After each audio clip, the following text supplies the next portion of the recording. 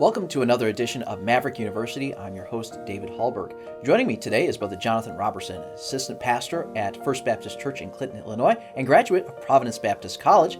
And you can see our previous conversation with Jonathan on our YouTube channel or any of the podcasting platforms that we're on. And so we're going to be having another conversation talking about overcoming your youth. So thanks so much for joining us again, Brother Jonathan. Obviously, you gave a little bit of your background in our first episode that we recorded, and so if people want to know about that, they can listen to that. But you, in short, you grew up in a church, went off to Bible college, and came back and started serving in that church. And a lot of times, that's a challenge for people because, number one, you are fresh out of Bible college. Sure. You're the young guy who doesn't know anything, right? Right. Or who might think he knows a whole lot, but the more you work the ministry, the more you find out you don't. And we have harsh reminders of that from time to time. Sir. But obviously you're trying to overcome this mental image that people have of little Jonathan running around the church, Right. and now he's in this role of leadership at the church, running this ministry, and now I've got to take orders from this punk, right? Right. So I want to just talk about overcoming your youth. So talk to us a little bit about how you first you became assistant pastor, and maybe some of the challenges that you first were met with as a young man there. So I graduated college in 2003 and got married shortly thereafter, and we came on staff the summer after we got married. And, going back home, I guess to be able to go back home and to be able to work at the church that you grew up in, with that, it does have some challenges. I had to get over people not calling me Pastor Jonathan or Brother Jonathan. I was Jonathan in their eyes just because they seen me grow up. We moved to Clinton whenever I was in 6th grade, and so a lot of those ladies fed me at their table, and I grew up with their kids, and so I was Jonathan, and I had to get over that. And not that I didn't earn their respect to the point that they had to call me Pastor Jonathan, and some of them have though, and I think that's something that I got over. Let's talk a little bit about some of the challenges there with not only people accepting you for who you are, but I'm sure it's a challenge a little bit for you to kind of accept you for who you are. Mm-hmm. I remember, graduating Bible college, and it was only a few months later that I was asked to come on staff here at Providence Baptist College, where the hall asked me, hey, I want you to be our academic dean at the college. We have a need that needs to be filled. And I just kind of like, what? What in the world? Why are you asking me? And I honestly did a Google search. I went through every, Bible college that I was familiar with, and I went on their page of their staff, and I looked at the picture of every man who was serving as the academic dean of that institution. And in every case, it was like, I don't have enough gray hairs to fill this role. Yeah. I just don't have it. So obviously, there has to come a point in time where you accept you for who you are. Can you talk a little bit about that? Yeah, you have gained a few of those gray hairs. Yeah, I have. And some students remind me of that from time to time. No, to think about, man, that God would use me in the ministry in any aspect. But I guess I'm just tickled to be involved in His work. It says in the Bible, if I can be a doorkeeper, and that's what I'm tickled to be able to be a part of that. But the same thing as you said, just to look at me as a youth pastor and be able to go back home and to be able to help with the kids that I see grew up. Now I'm their youth pastor. Mm-hmm. I think a big part of that was to keep my credibility up with them, my testimony. I wanted to make sure, and this was all by the grace of God, that God kept me from some things as a teenager to where I could go back home and be able to serve and be able to still have an influence there. And that's not any good in my part. That's all by the grace of God. But sure. I don't know why God chooses to use any of us, but I'm thankful that He does. And well, you kept a door of opportunity open. Mm-hmm. You talked about your credibility and your testimony there. You grew up in the church, and nobody's perfect, but by all means, you didn't blow it. Right. It left a door open for you to have this opportunity to serve in that church where you grew up. And so not only do you have the testimony inside of the church, but you've also got this testimony outside of the church as well. right? Yes, Clinton is a small town, Sure. 7,500 people, and so everybody knows everybody. It doesn't take long for word to spread in town of something good or bad, and you get pulled over, it's going to be in the paper, and so you have to stay on top of your personal life with that. Make sure you pay your bills and have a good testimony outside of the town, because you're going to be knocking on somebody's door, and we believe in confrontational soul winning, and so you'll be knocking on somebody's door, and if they have seen you in the paper, you have something else to talk about besides the gospel. Yeah. And so you've got to keep good testimony. Well, I was thinking of this biblical illustration here. You talked about the word credibility a little bit ago, and your testimony is your credibility. It's what gives you any authority within the church. Your testimony is your credibility outside of the church. You try to win somebody to Jesus Christ, and you don't have those credentials, your testimony, then you have nothing to really share or offer those people. And I'm reminded of the phrase that the Apostle Paul said. He was defending his apostleship. He says, you are my credibility. I led you to Christ. I started your church. And, if you're denying my apostleship, then look around you, because it was his testimony that gave him his credibility. Let's talk, we're still talking about overcoming your youth. Let's talk about education. Obviously, education is not over when you're out of Bible college. You enter the ministry, and what are some things that you've learned, how to do to keep yourself sharp and, overcome, your youth and become more mature? I try to read constantly. I'm not the best reader by any means, but I try to read things that'll help me, practical things. I try to have a good mixture. I try just to read one book a month, and outside of my daily Bible reading, but read one book a month, and some spiritual helps and some practical helps, in different areas of ministry and life.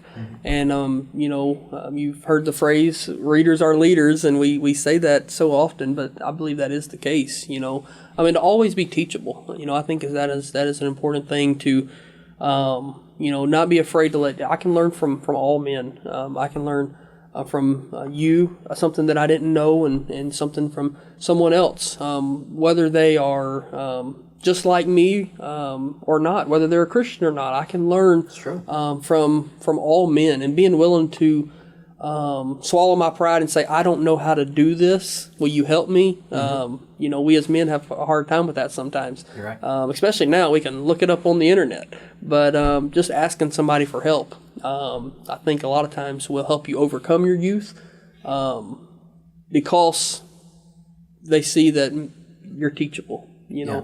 And I on the side, I do a little work on my free time with a friend of mine, and he's got a little hobby farm, just a deer hunting farm, really. And I've learned so much from him, working with tractors and 3-point connections and mowers and planting food plots and things that I really had never done hands-on, but just being willing to say, I don't know what I'm doing. Will you show me how to hook this up? I have learned how to now do that. And, that's a practical thing. But with that now, more responsibility can be given because I've learned to overcome that, You said something, and it sparked a thought in my mind. It was something that was mentioned even earlier today in a conversation with someone. They talked about we are the most social we've ever been, social media, whatever, that we are the most antisocial. Ain't that the truth? It's true. We prefer interaction through a screen, hence this podcast. Yeah. It's just a sign of the times. Sure. But you talked about you can learn things through the internet. Yeah. What's better than learning something through the internet? Learning it from a person. Sure. Because not only are you getting the information, but you're getting a relationship. You're getting a resource that is broader than just what you're learning at that time. Yeah, experience can truly be the best teacher. Somebody taking time to show you, and I want to be willing to learn it now. If you got to keep showing me, there might be a problem. But please be willing to show me something once, and let me learn it, and then I can take that and show someone else. Sure. And so let's continue on talking about how people, can view you in your youth, in your ministry. And it's not just about your character, like we talked about, being teachable and reading and becoming knowledgeable. But sometimes people just we're very superficial creatures as human beings. Sometimes it's just the way we view someone and how they look can affect how we react to them and, just our attitude toward them. Can you talk a little bit about that? Well, obviously being in the ministry, there's different jobs every single day. Some days require a shirt and tie and a suit. A hospital visit and knocking doors and things, those require. But some days I mow our churchyard, and so that involves me getting some jeans on and a t-shirt and still looking sharp. I think is important. You don't have to look like a slob even if you're working. Sure. But just dressing for the occasion, always trying to make sure your hair is combed, your teeth are brushed, the basics that we know we're supposed to be doing, but a lot of guys don't do it. And I think that's important to help overcome your youth. Just being sharp. Well, and it even makes you be on your A game when you're dressed for the part. We all act differently when we're dressed up. Sure. You go to a formal event and you're all dressed up. You just have a certain strut about you when you're dressed up and you're going on the town or something like that. And I notice, when we go to the grocery store after a Sunday morning service, we all go in, we're all dressed in our Sunday best, and it's just, we are like aliens from another planet, it seems, and people are just giving us this, not it's a bad thing, they're just giving us the look, like, whoa. It makes you wonder how anybody's getting any work done working from home right now with everything going on. Oh, yeah, because they're not dressing for the occasion, for the part. And so I think that's important every day, getting up and, getting dressed. That does something, obviously, for your mind, and it gets you ready for the day that God can use you. You talked about wearing work clothes to work. I mean, obviously, work ethic and people watching you work can give you a lot of credibility and help you overcome your youth. Because when we think about young people, we think about the younger generation, we think about lazy, good for nothing, playing video games all day. And you can overcome that, stereotype by working hard. Can you talk a little bit about that? Sure. Millennials have a bad rap living in your parents' basement and, with a bunch of student loans. That's our stereotype. But I believe when it's working time, you ought to work. One thing I learned here at Providence, Brother Hall said it very often. He said, I may not be the smartest, but I can outwork anybody. And that is something that has stuck with me. I'm not the smartest, but I can work. I can work a lot right alongside with you. And I'll do my best to keep up with you. And especially in our church, we have a lot of labor-intensive guys in our church that they work hard labor jobs. And to see a youth pastor that, the stereotype sometimes is that we sit in our office and playing goofy games for our teenagers. But it's good for them to see a callus on our hands every once in a while and to know that, we know how to get dirty and we know how to use a tool. And, so because respect is obviously earned, it's not given. And so I try to, when it's working time, I want to make sure that I'm working right along with them as hard as I can. Well, yeah, I mean, nothing will impress a man more than another man that knows how to work and knows his way around a tape measure and knows how to do a particular job. And not everybody's born with that skill. So you've got to humble yourself at some point, learn it, but then you can impress people for the rest of your life with the work ethic and the knowledge you have in those areas. And just not trying to shirk work off, not trying to get rid of it, but, to actually get in there and help with the work. If there's maintenance to be done at the church, not call the maintenance guy, but see if you can help and do it yourself. Yeah. Absolutely. So one other thing that we want to talk about, I think, in this area of overcoming your youth is synonymous with foolishness or with simplicity. And it's true. Because when you're young, you don't know anything. You're simple concerning how the world works. So obviously wisdom is the principal thing. Therefore, get wisdom. And so obviously we need to strive to get wisdom to overcome the youthfulness that we have. Can you talk a little bit about wisdom and the youth pastor's life? I believe it ought to be on your daily prayer list to pray for wisdom. I believe the only reason we don't have wisdom is because we fail to ask for it. God says He'll give it to all men liberally, and He upbraideth it not. And so pray for wisdom. And although you are young, doesn't mean you can't be great in influence. I'm still a young man. Don't consider myself old. Don't have as many gray hairs yet. But I can still be a great influence to those teenagers that God lets me influence. I can be an influence to their mom and dad.